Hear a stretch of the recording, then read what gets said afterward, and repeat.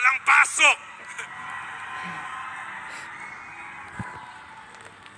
Taga dyan ba kayo? Oh, wag na kayong magmadaling umuwi. Pumila kayo hanggang makabili kayo nung dapat nyong bilhin bago kayo umuwi. Ha? Walang pasok bukas. Sige, hanapin nyo na. Hanapin nyo na yung bayan ninyo. Pasok ba? Pasok? Okay. O, so nagmamadali pa kayo? Hindi na. Masaya yung mga anak nyo kahit di kayo umuwi. Kasi wala namang pasok bukas. Okay. Announcement number 1 yan. Marami pa akong announcement. Okay. Game na kayo? Pagpapayaman na. Okay. Ito yung pampagising video number 1 ko. Let's play this video. Watch this quick robot. This is a computer vision company out of Boston. They are doing high-speed picking of tomatoes and berries. This is a 2-year-old video. There's companies doing this now for French fries. It's over. Like, we are within, I think 5-10 years of a lot of these jobs. We're talking tens of millions of manual labor jobs being gone. And we're going to look at this moment in time where we try to squeeze an extra 10 or 20% out of these employers. And then you're going to see these employers say, you know what? 24-hour-a-day robot, yeah, it's a little bit upfront cost. I'll put it on a lease, and they're just going to move to these robots. It's really very close to being game over for manual labor. Okay, naintindihan niyo yun? Nakita niyo yung robot ang nagpiprito ng French fries? Alfred, Yam, yung mga katrabaho nyo, kausapin nyo na, malapit na silang matanggal lahat. Tangina, pati pagpiprito ng patatas, robot na. Nakita nyo? Yung pagpitas ng prutas, robot. Kaya kung akala mo, saka na tayo mag-iPern, tapusin muna natin yung 2022. 2023 na tayo mag-iPern. Tuloy na lang natin yung sahod nating napakababa. Tama? Pinapakita ko tong mga to para magising kayo kasi dyan po papunta ang future. Kasi sa US nakita mo, $22 per hour yung fast food.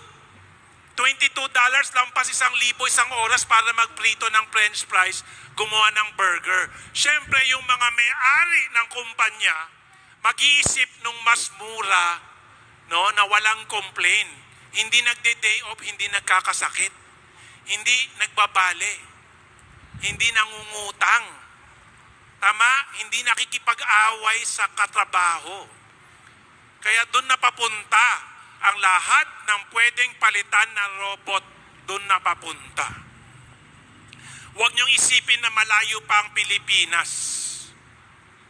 Sumusunod lang ang Pilipinas kung anong nangyayari sa ibang bansa. Okay? So, kung akala mo na maililigtas ng trabaho mo mula sa kahirapan, with the rise of automation and artificial intelligence, mawawala ang mga trabahong kayang palitan ng robot o computer. Okay? Gumising kayo. Yung mga trabaho ninyo, kung simpleng trabaho lang yan, huwag niyong i-expect na forever yan.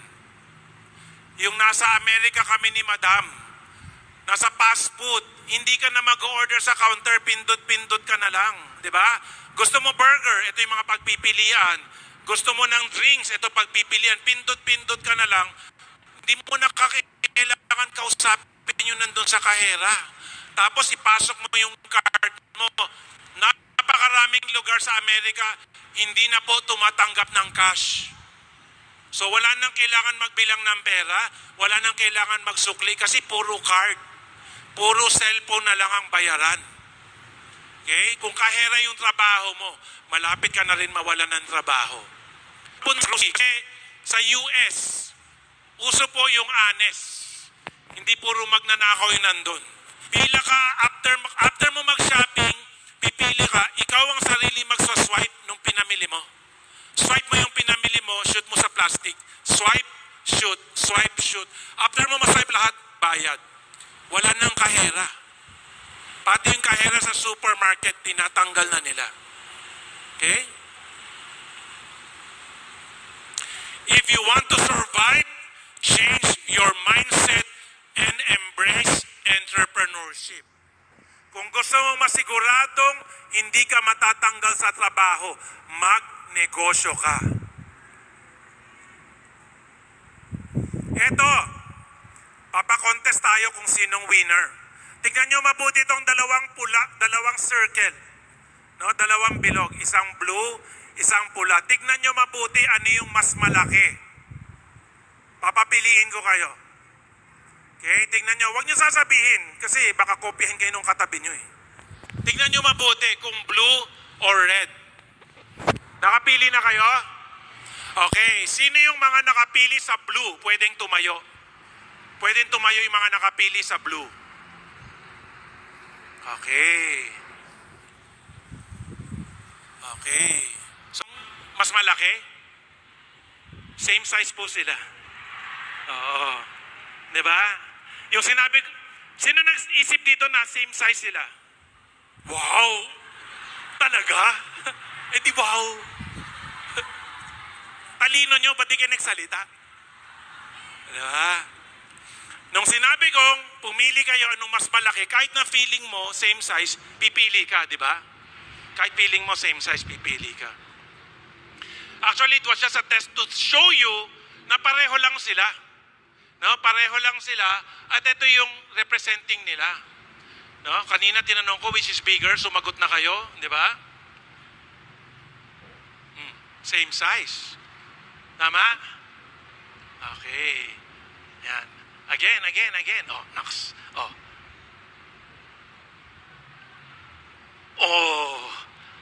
Oh, tama yung mga hindi gumalaw, di ba? Tama yung mga hindi nagtaas ng kamay. Actually, maraming ganyan sa mundo. Marami silang alam, pero mahirap sila. Kasi hindi sila gumalaw. Hindi sila nagsalita. Tama?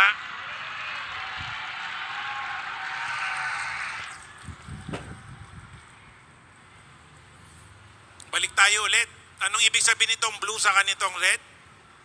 Ito yan. Kasi ang mindset, pare-pareho lang. Nung pinanganak tayo, pinagkalooban tayo ng Diyos ng utak.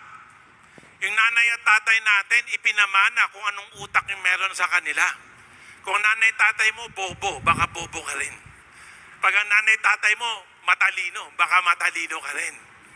Diba? Baka, kasi yung 4 na anak ko, isang summa cum laude, 3 cum laude. No? Baka matalino ako. Or baka yung nanay. Pero feeling ko, wag na lang. Baka mademanda ako eh. Okay, so sa kabila, ano sila? Mga empleyado, tama?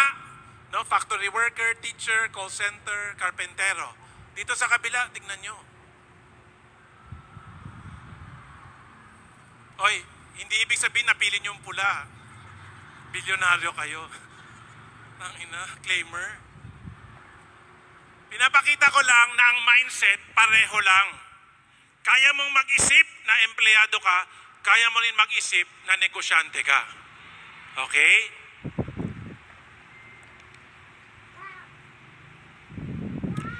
Both groups of people have been given the same opportunity. Na pareho tayong pinanganak. Pareho tayong pinanganak sa Pilipinas. Tama? Yung mga bilyonaryo na pinakita ko sa kaliwa, no, doon sa pula, lahat sa China pinanganak, pero sa Pilipinas naging bilyonaryo. Okay? Tapos yung mga nandun sa kabila, empleyado, pareho lang, parehong bansa, parehong oportunidad. Hindi sila nag-umpisa na mayaman, nag-umpisa sila mahirap rin. Ang pinagkaiba lang, mindset. Okay? Sino ang nagsabi na ang Pilipino ay dapat maging OFW o empleyado? Tangina, di mga magulang nyo.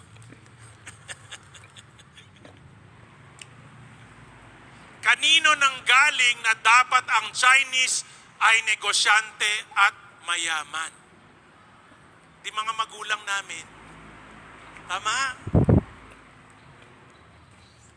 Bata pa pa lang, lumalaki ang mga Chinese surrounded by business. Bugas ito. Okay? Pinalaki kami ang kwentuhan, negosyo. Pinalaki kami na ang dapat lang namin pangarapin at gawin, negosyo. Hindi nangangarap na maging empleyado ang incheck. Samantalang ang Pinoy, ang pangarap, maging empleyado. Tama? Ha? Sabi nung magulang nyo, anak, mag-aaral ka mabuti para pag-graduate mo, makahanap ka ng magandang... Tangin na, sabi ko na magkakapatid kayo lahat eh. Hindi employment ang pinag-uusapan at tinuturo. Yan ang pinagkaiba ng mindset ng inject sa mindset ng Pinoy. In contrast, ang Pilipino ay may slave mentality. Sinisisi nila yan kasi 300 daw hinawakan tayo ng mga Kastila. Tapos hinawakan tayo ng Amerikano, tapos hinawakan tayo ng Hapon. Tama? Kaya daw may slave mentality. Hindi ako naniniwala doon kasi tangina, 300 years ago, 400 years ago, naka-apekto pa ba sa atin yun? Ito ba'y dahil ilang beses nang nasakop ang Pilipinas? O dahil yan ang itinuturo ng mga school at magulang?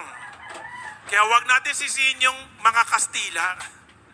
Sisihin natin yung magulang at yung eskwelahan. I-explain ko kung bakit. Sino ang nagturo ng Pilipino ay hanggang empleyado lang? Magulang nyo, teacher nyo, kayo-kayo. Anak, tanggapin mo na. Mahirap lang tayo. Empleyado ang lolo't lola mo. Empleyado ang nanay-tatay mo. Empleyado ka rin. Ang mga anak mo, empleyado din. Tama? Kung yan ang usapan sa bahay nyo, kaya walang nakakalaya, no, or nakakalabas sa kahirapan sa angkan ninyo. Ang nagsasabi, no, na hanggang empleyado lang, ang mayayamang kapitalista na may-ari ng mga eskwela. Yung mga pinakita kong insi kanina, yung mga bilyonaryo, sila po yung may-ari ng mga malalaking eskwelahan. Sila po yung may-ari ng malalaking universidad. Kaya nakikinabang siya every time. Sinasabi sa tahanang Pilipino na maghanap ng magandang trabaho. Sadyang ginawang bobo at isip empleyado ang mga Pilipino para maging tauhan sa negosyo nila. Tingnan nyo po, pagkakalistahan po ng pinakamayaman sa Pilipinas, sila po ang may pinakamaraming empleyado. Okay? The more employees, the more richer the billionaire is because maraming gumagawa pera niya.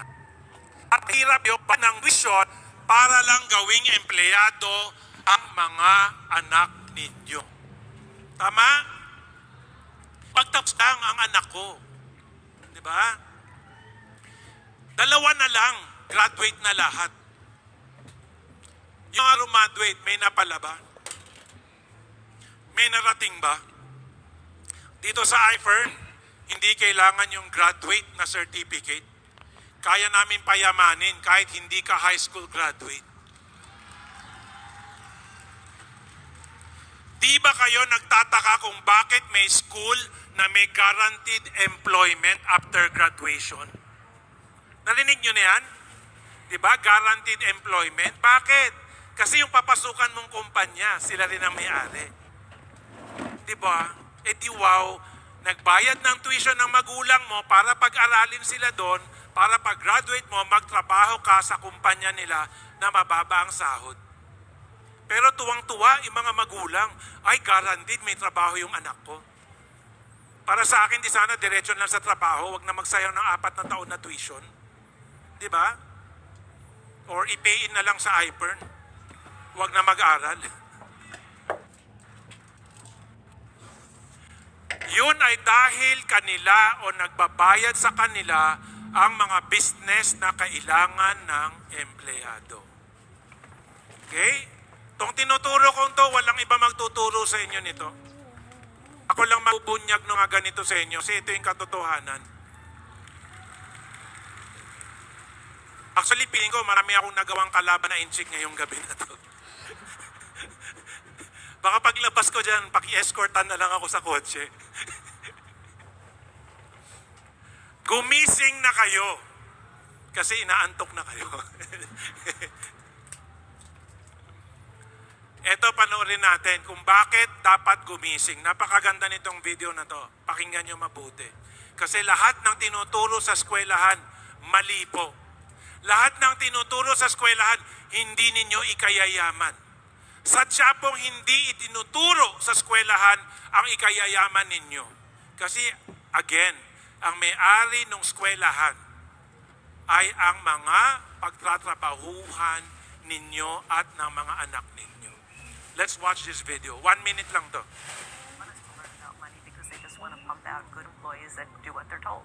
I mean, if you look at school, it's opposite of what it takes to be successful in real life. Don't make a mistake.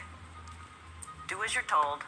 Take tests by yourself. Don't cooperate. Do it by yourself. Do it on your own. And the last thing was, there's only one right answer. No, there's tons of answers to a problem. So you come out of school scared to death of making a mistake. You do everything on your own. You don't cooperate. There's no synergy. There's no brainstorming. And there's only one right answer. Everybody wants to get the right answer. There's no one right answer. So I think people come out of school paralyzed. I think the school system is criminal in that it kills a child's spirit of learning. You know, a child goes into school all excited about, yeah, I'm going to learn and it's going to be great. And then the teacher says, sit down and shut up. Don't talk. We don't care what you're interested in. Okay? Clear ba yan? Okay? So, sa eskwelahan, tahimik ka lang, makinig ka lang. Di ba? Bakit walang kurso sa eskwelahan kung paano humawak ng pera?